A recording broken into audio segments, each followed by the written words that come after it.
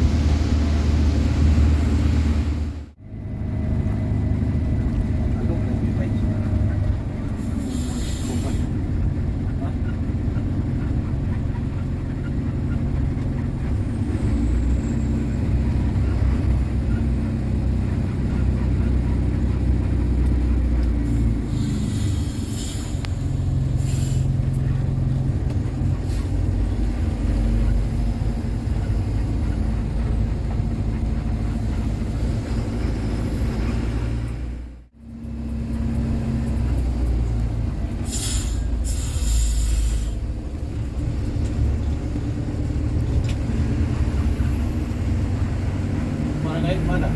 Bawa. Bawa satu kali. Kali Pak. Kasih sama buah. KM 96 ya. Oh, bang. Iya. Ya.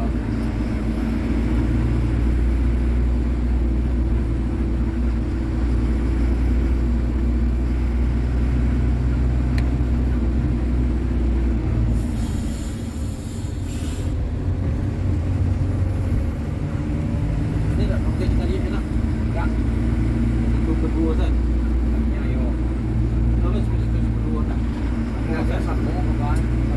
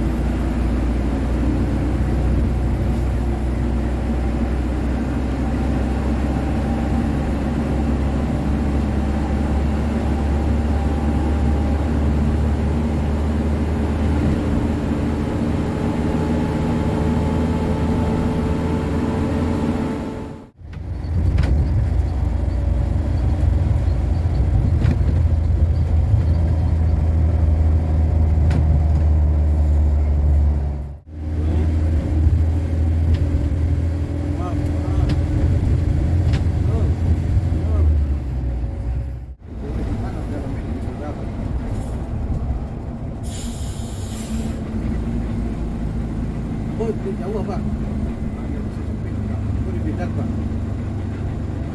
Ya.